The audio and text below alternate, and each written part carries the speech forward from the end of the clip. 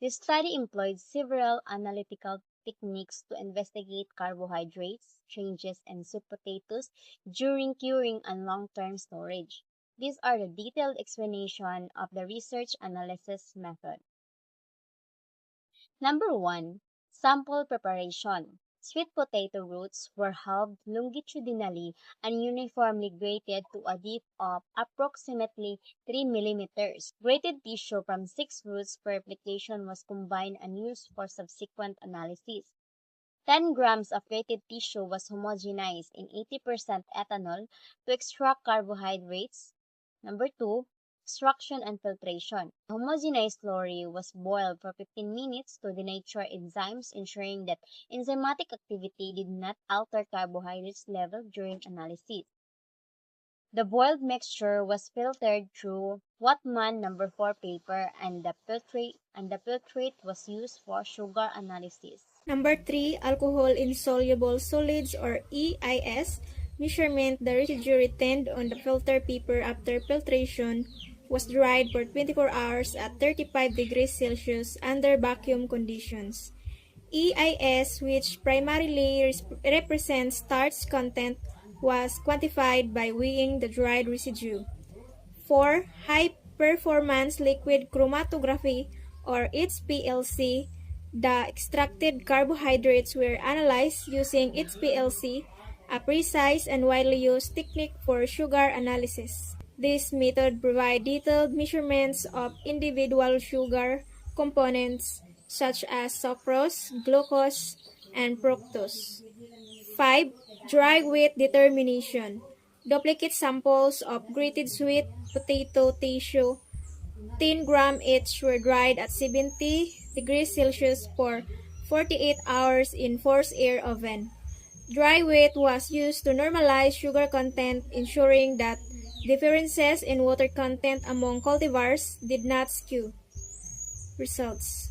Alcohol-insoluble solids or EIS measurement. The residue retained on the filter paper after filtration was dried for 24 hours at 35 degrees Celsius under vacuum conditions.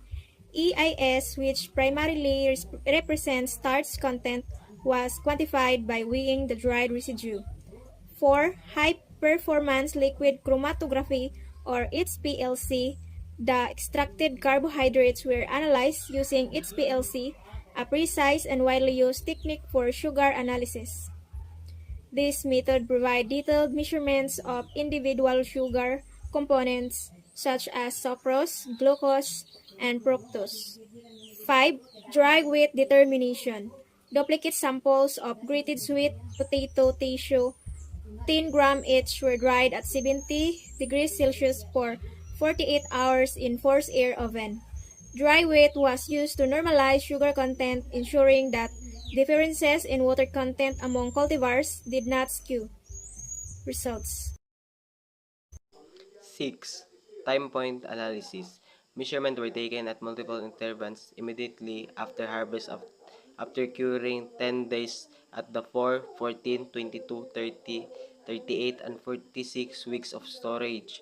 This approach allowed for tracking temporal changes in carbohydrates composition across cultivators. 7. Data representation. Results were expressed on a dry weight basis to provide consistency and comparability across samples. Sugar concentration changes in visualized using graphs with standard errors bar include to indicate variability and among application. Cultivar comparison. 6 cultivars were analyzed: 4 orange fleece types, Centennial, Jewel, Jasper, Travis, and 2 white flesh types, Rojo Blanco, White Star. Comparative analysis between cultivars highlighted differences in carbohydrate metabolisms. Statistical consistency result from 2 years 1982 and 1983 were consistent, indicating reliability and repeatability in findings. Data from 1983 was presented as representative of the study.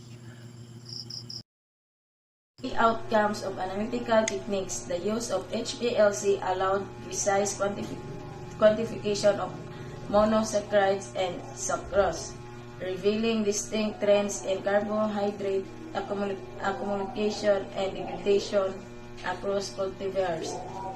AIS measurements clarify the relationship between starch degradation and sugar formation, offering insight into post-harvest metabolic pathways.